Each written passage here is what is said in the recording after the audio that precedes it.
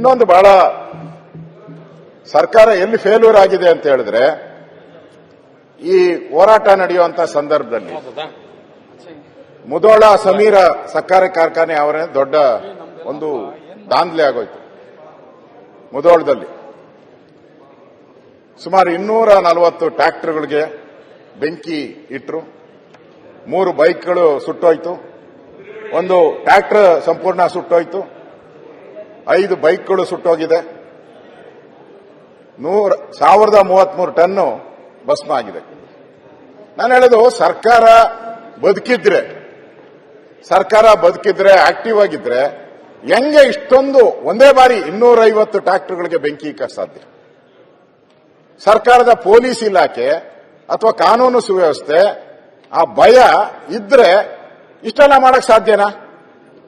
ಹಾಳಾಗಿರೋದು ರೈತರ ಟ್ರ್ಯಾಕ್ಟರ್, ಹಾಳಾಗಿರೋದು ಕಬ್ಬು, ಇಷ್ಟೆಲ್ಲ ಆದ್ರೂ ಕೂಡ ಸರ್ಕಾರಕ್ಕೆ ಇದು ಏನು ಅನಿಸ್ಲೇ ಇಲ್ಲ.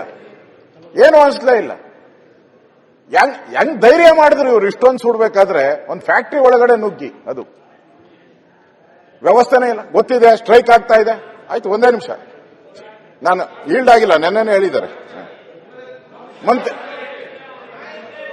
ತಪ್ಪು ಹೋಗ್ಬಾರ್ದ್ರಿ ಸರ್. ಇಲ್ಲಿ ನಾ ಸದನದಲ್ಲಿ ಯಾವುದೋ ಒಂದು ತಪ್ಪು ತಿಳುವಳಿಕೆ ಹೋಗಬಾರ್ದು.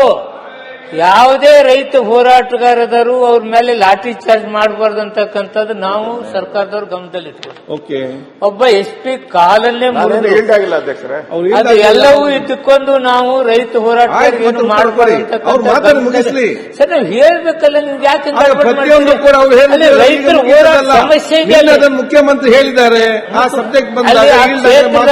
ನಾನು ಆ ಕ್ಷೇತ್ರದ ಅವಧಿನೇ ರಾಂಗ್ ಹೋಗ್ಬಾರ್ದು. ಆಯ್ತು, ಅದು ಹೋರಾಟಗಾರರು ಈಗ ನಾವೇನು ಮಾಡಬಾರ್ದಂದ್ರೆ ದುರುಪಯೋಗ ಪಡ್ಕೊಂಡವರು ಹೋರಾಟ ಹೇಳಿದ್ದೀರಿ. ದಯವಿಟ್ಟು ಅಧ್ಯಕ್ಷರೇ, ಕನ್ಸರ್ನ್ ಮಂತ್ರಿ ಇದ್ದಾರೆ ಉತ್ತರ ನಾನು ಕೂತಿದ್ದೀನಿ. HK ಪಾಟೀಲ್ ಹೇಳಿದಾಗೂ ಅವರು ಪಾಟೀಲ್ ಸಕ್ಕರೆ ಮಂತ್ರಿ ಶಿವಾನಂದ ಅವರು ಹೇಳಿದ ಕೂತಿದ್ದೀನಿ. ಸಂಬಂಧಪಟ್ಟ ನಾನೇನೋ ಅದಕ್ಕೆ ರಿಸ್ಟ್ರಿಕ್ಷನ್ ಮಾಡಲ್ಲ. ಇಲ್ಲಿ ನಾನು ಸರ್ಕಾರದ ಫೇಲ್ಯೂರ್ ಹೇಳಕ್ಕೆ ನಾನು ನಿಂತಿರೋದು. ಸರ್ಕಾರನ ಹೊಗಳಕ್ ಬಂದಾಗ ನೀವು ಕಾಮೆಂಟ್ ಮಾಡಿಬೇಡಿ. ನಾನು ಹೊಗಳಕ್ಕಲ್ಲ ನಿಂತಿರೋದು, ಫೇಲ್ಯೂರ್ಸ್ ಹೆಂಗಾಯ್ತು ಇದು ನೋಡ್ರಿ. ನಿಮ್ ಕೆಲಸ ನಾವು ಮಾಡ್ಬೇಕು. ಸರ್ಕಾರ ಬದುಕಿದ್ರೆ ಈ ಅನಾಹುತ ಆಗಕ್ ಸಾಧ್ಯನ? ವ್ಯವಸ್ಥೆ ಮಾಡ್ಬೇಕಾಯ್ತು. ಈಗ ರೈತರು ಹೋರಾಟ ನಡೀತಾ ಇದೆ, ಬೀದಿಗಿಳಿದಿದ್ದಾರೆ, ಗಲಾಟೆ ಆಗ್ತೈತೆ ಅಂತ ಗೊತ್ತು, ಎಲ್ಲರಿಗೂ ಗೊತ್ತು, ಪೊಲೀಸ್ ಇಲಾಖೆಗೂ ಗೊತ್ತು, ಇಂಟೆಲಿಜೆನ್ಸಿಗೆ ಪಕ್ಕ ಗೊತ್ತಿರಲೇಬೇಕಿದು. ಇಷ್ಟಿದ್ರೂ ಕೂಡ 250 ಟ್ರ್ಯಾಕ್ಟರ್ ಸುಟ್ಟಾಕ್ತಾರೆ, ಬೆಂಕಿ ದಗದಗ ಹತ್ತಿ ಉರಿಯುತ್ತೆ. ಎಲ್ಲಾ ಚಾನಲ್ ಅದನ್ನೇ ಲೈವ್ ಮಾಡ್ತಾ ಇದ್ರು, ನೋಡಿದೆ ನಾನು. ಇಷ್ಟೆಲ್ಲ ಆದ್ರೂ ಕೂಡ ಅದನ್ನ ಸಮರ್ಥಿಸಕ್ಕೆ ಯಾರು ಹೋಗ್ಬಾರ್ದು. ತಪ್ಪು ಇದು ಮಾಡಿದಂಥವ್ರಿಗೆ ಸರಿಯಾದಂತ ಶಿಕ್ಷೆನೂ ಆಗ್ಬೇಕು. ಯಾರು ಮಾಡಿದ್ರು ಅನ್ನೋದು ಶಿಕ್ಷೆನೂ ಆಗ್ಬೇಕು. ಮತ್ತೆ ಅಲ್ಲಿ ಲಾಸ್ ಆಗಿದೆಯಲ್ಲ, ಆ ರೈತರಿಗೆ ಪರಿಹಾರ ಹೆಂಗ್ ಕೊಡ್ತೀರಾ? ಆ 250 ಟ್ರ್ಯಾಕ್ಟರ್ಗಳು, 1030 ಟನ್ ಕಬ್ಬು, ಇವರೆಲ್ಲರಿಗೂ ಸರ್ಕಾರ ಪರಿಹಾರ ಕೊಡಬೇಕು. ಇಲ್ಲ ಅಂತ ಹೇಳಿದ್ರೆ ರೈತರು ಮತ್ತೆ ಹೋರಾಟ ಮಾಡುವಂತ ಪರಿಸ್ಥಿತಿಗೆ ಯಾವ ಕಾರಣಕ್ಕೂ ಮಾಡಬಾರದು. ಮತ್ತೆ ಸರ್ಕಾರಕ್ಕೆ ಇದರಿಂದ ಆದಾಯ ಬರುವಂತ ಒಂದು ಉದ್ಯಮ ಇದು ವ್ಯವಸಾಯದಲ್ಲಿ. ಇದಕ್ಕೆ ಮೋಸ ಮಾಡಬಾರ್ದು, ರೈತರಿಗೆ ಮೋಸ ಮಾಡಬಾರ್ದು. ಅದರಿಂದ ಇಲ್ಲಿ ಪತ್ರಿಕೆಗಳು ಕೂಡ ಅವತ್ತು ಈ ಅನಾಹುತದ ಬಗ್ಗೆ ದೊಡ್ಡ ವಿಸ್ತೃತವಾದಂತಹ ವರದಿಯನ್ನು ಕೂಡ ಮಾಡಿದ್ದಾರೆ, ನಾವು ನೋಡ್ತಾ ಇದ್ದೀರಿ.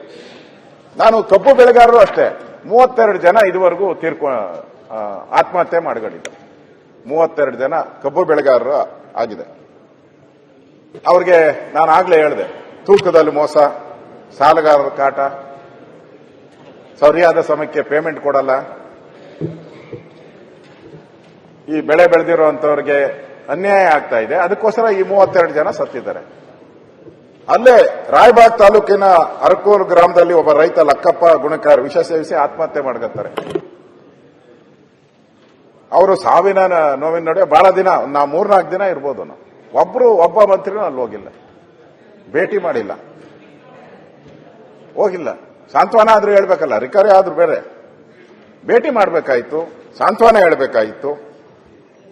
ಅದರಿಂದ ಮಂತ್ರಿಗಳು ಅದರ ಬಗ್ಗೆ ಗಮನ ಹರಿಸಬೇಕು, ನ್ಯಾಯ ಸಿಗಬೇಕು, ಕಬ್ಬು ಬೆಳೆಗಾರರಿಗೆ ನ್ಯಾಯ ಸಿಗಬೇಕು ಅನ್ನೋದು ನನ್ನ ಒಂದು ಮಾತನ್ನ ಇವತ್ತು ಹೇಳ್ತಾ ಇದ್ದೀವಿ. ಇನ್ನು ತುಂಗಭದ್ರಾ ಜಲಾಶಯದ ಬಗ್ಗೆ, ಆ ತುಂಗಭದ್ರಾ ಜಲಾಶಯದ ಗೇಟು 2024 ಅವತ್ತು 19ನೇ ಗೇಟು ಒಡೆದೋಗ್ತೈತೆ. ನಮಗೂ ಗೊತ್ತಾಗ್ತದೆ, ನಾನು ಹೋಗಿದ್ದೆ, ಭೇಟಿ ಮಾಡಿದೆ. ನೀರೆಲ್ಲ ಹರಿದು ಆಂಧ್ರ ಪ್ರದೇಶಕ್ಕೆ ಹೋಗ್ತಾ ಇತ್ತು. ಪ್ರತಿ ವರ್ಷನೂ ಕೂಡ 2ನೇ ಬೆಳೆಗೆ ಅಲ್ಲಿ ಅವಕಾಶ ಸಿಗ್ತಾ ಇತ್ತು ರೈತರಿಗೆ, ಲಕ್ಷಾಂತರ ಎಕರೆ ರೈತರಿಗೆ. ಹೊರಟೋಯ್ತು. ನಾನು ಭೇಟಿ ಮಾಡಿದ್ದೆ, ಮಂತ್ರಿಗಳು ಭೇಟಿ ಮಾಡಿದ್ರು, ನೀರಾವರಿ ಮಂತ್ರಿ ಹೋಗಿ ಭೇಟಿ ಮಾಡಿದ್ರು. ಪ್ರಗತಿ 0. ನಾನು 3 ಬಾರಿ ಹೋಗಿದ್ದೀನಿ. ಅದಾದ್ಮೇಲೆ ಅಲ್ಲಿ ರೈತರು ಒತ್ತಡ ಮಾಡಿದ್ರು. 2ನೇ ಬಾರಿ ಹೋದೆ. ಮೊನ್ನೆನೂ ಕೂಡ ಒಂದು 15 ದಿನದಿಂದ ಮತ್ತೆ ಆ ಮ್ಯಾನುಫ್ಯಾಕ್ಚರ್ ಮಾಡೋ ಸ್ಥಳಕ್ಕೆ ಹೋದೆ. ನಾನು ಹೋದಾಗ 12 ಕೋಟಿ ಇದು ಬಿಲ್ಲು, ಫಸ್ಟ್ ಬಿಲ್ ಕೊಟ್ಟಿದ್ದೀರಿ ಸರ್, ಇನ್ನ ದುಡ್ಡೇ ಕೊಟ್ಟಿಲ್ಲ ಅಂದ್ರು. ಇವಾಗ ಕೊಟ್ಟಿದ್ದಾರೆ ಹೆಂಗೋ ಗೊತ್ತಿಲ್ಲ, ಅಧಿವೇಶನ ನಡೆದೆ, ಕೊಟ್ಟಿಲ್ಲ ಅಂತ ಹೇಳುದು. ಒಟ್ಟು 65 ಕೋಟಿಗೋ ಏನೋ ಇದಾಗಿದೆ ಟೆಂಡರ್, ಬಿಲ್ಲೇ ಕೊಟ್ಟಿಲ್ಲ. ಗೇಟ್ಗಳು ಮಾತ್ರ ಕೂತರಿಸಬೇಕು ಅಂತ. ಅಲ್ಲಿ ಪಾದಯಾತ್ರೆ, ಹೋರಾಟ, ಬಂದು ದಿನನಿತ್ಯ ನಡೀತಾ ಇದೆ, ಇವತ್ತಿಗೂ ನಡೀತಾ ಇದೆ.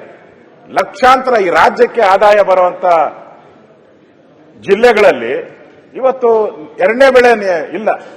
ನಾನು ಕೇಳಿದೆ ಅಧಿಕಾರಿಗಳನ್ನ, ಸಭೆ ಕರೆದು, ಏನು ಯಾವಾಗ ಕಂಪ್ಲೀಟ್ ಮಾಡ್ತೀರಪ್ಪ ಅಂದ್ರು.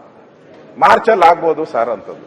ಇವಾಗೇನೋ ಕುಂಡ್ರಸಕ್ಕೆ ಹೊರಟಿದ್ದಾರೆ ಒಂದೊಂದೇ ಗೇಟ್ನ. 33 ಗೇಟ್ ಮಾಡ್ಬೇಕದನ್ನು, 30 ಗೇಟ್ ರಿಪೇರಿ. ನನ್ಗನ್ಸತ್ತೆ ಈ ಮಳೆಗಾಲ ಬಂದ್ರೂ ಆಗಲ್ಲ. 2ನೇ ಬೆಳೆ ಮುಂದಿನ ವರ್ಷದಕ್ಕೂ ಇಲ್ಲ ಅಂದ್ರೆ 2 ಬೆಳೆ ಲಾಸ್ ಆಯ್ತು. ಯಾರಿಂದ? ಈ ಸರ್ಕಾರದ ವಿಳಂಬ ನೀತಿಯಿಂದ ಆಯ್ತು. ಈ ಸರ್ಕಾರ ಆ ರೈತರಿಗೆ ಮಾಡಿದಂತ ಅನ್ಯಾಯದಿಂದ ಆಯ್ತು. ಇದನ್ನ ನಾವು ಕೇಳ್ತಾ ಇದ್ದೀರಿ. ಈ ತರ ನೀವು ಡಿಲೇ ಮಾಡ್ಕೊಂಡು ನಿಮ್ಮ ಹತ್ರ ಏನಾದ್ರು ಪ್ರಾಬ್ಲಮ್ ಇರಲಿ ಪರವಾಗಿಲ್ಲ, ನಾನು ಹೇಳ್ತೀನಿ, ಇನ್ನು ಇದೆ. ಈ ನೀರನ್ನ ಉಳಿಸಿದ್ರೆ ಇವತ್ತು ಕೋಟ್ಯಾಂತರ ರೂಪಾಯಿ ರೈತರಿಗೂ ಆದಾಯ ಬರ್ತಾ ಇತ್ತು, ಸರ್ಕಾರಕ್ಕೂ ಆದಾಯ ಬರ್ತಾ ಇತ್ತು. ನಾವು ಪದೇ ಪದೇ ಹೇಳ್ತೀರಿ, ರೈತರ ಆದಾಯ ಜಾಸ್ತಿ ಮಾಡಿದ್ರೆ ಸರ್ಕಾರಕ್ಕೂ ಬೆನಿಫಿಟ್ ಆಗ್ತದೆ. ಅದು ನಮ್ಮ ಉದ್ದೇಶ, ನಮ್ಮ ಮ್ಯಾನಿಫೆಸ್ಟೋದಲ್ಲೇ ಇದೆ, ಮಾಡಬೇಕು ಅಂತ. ಕೃಷಿ ಇಲಾಖೆ ನಾನು ಓದಿದ್ದೇನೆ. ನಾನು ಕೃಷಿ ಇಲಾಖೆಯಲ್ಲಿ ಮೇನ್ ಇರೋದು ಅದೇ, ನಮ್ಮ ರೈತರಿಗೆ ಹೆಚ್ಚು ಆದಾಯ ಬರೋ ರೀತಿ ಮಾಡಬೇಕು. ಎಲ್ಲಿ ಮಾಡ್ತಾ ಇದ್ದೀರಾ? ಒಂದು ಗೇಟ್ ಮುಚ್ಚಕ್ಕೆ 1 ವರ್ಷ ತಗೊಂತಾ ಇದ್ದೀರಲ್ಲ, ಗೇಟ್ಗಳು ಮುಚ್ಚಕ್ಕೆ ಒಂದು ಡ್ಯಾಮ್. ಹಿಂದೆ KRS ದಾದಾಗೂ ಕೂಡ ಬಸವರಾಜ ಬೊಮ್ಮಾಯಿ ಅವರಿದ್ರು.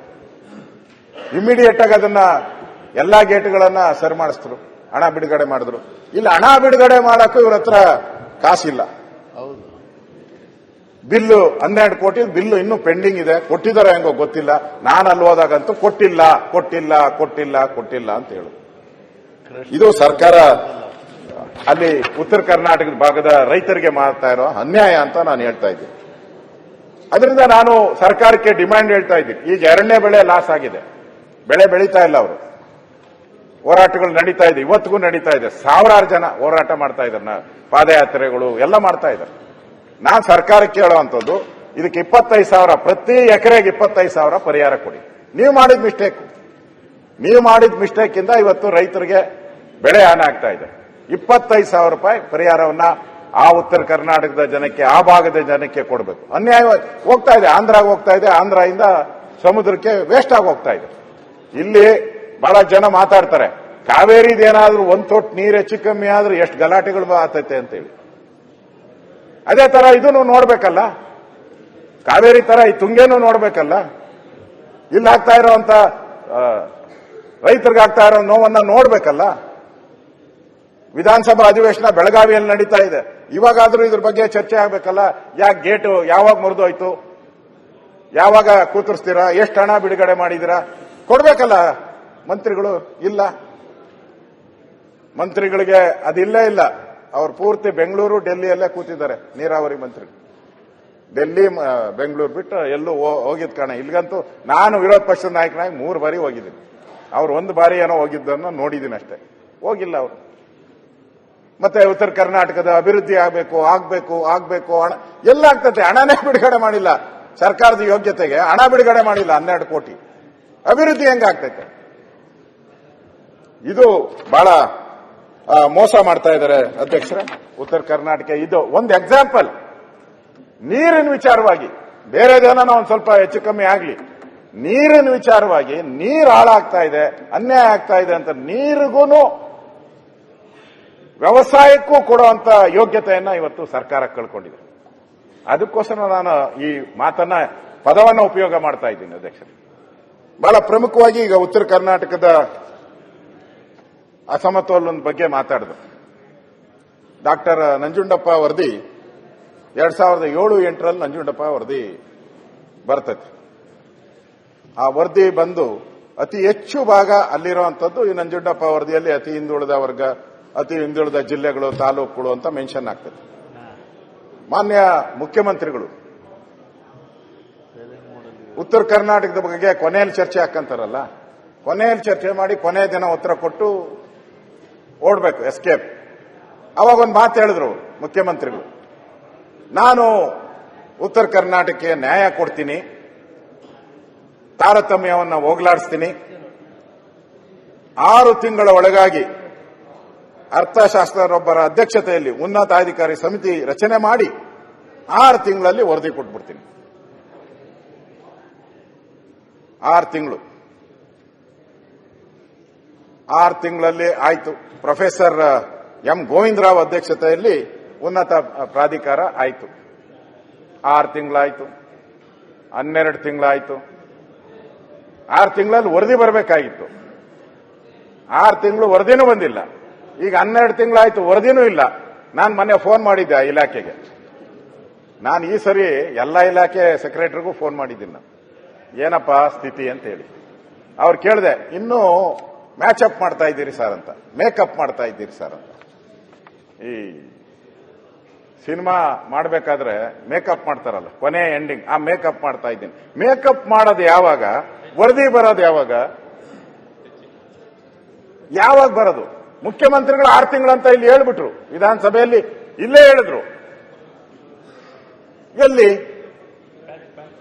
ವರದಿನೂ ಇಲ್ಲ, ಉತ್ತರ ಕರ್ನಾಟಕ ಅಭಿವೃದ್ಧಿನೂ ಇಲ್ಲ.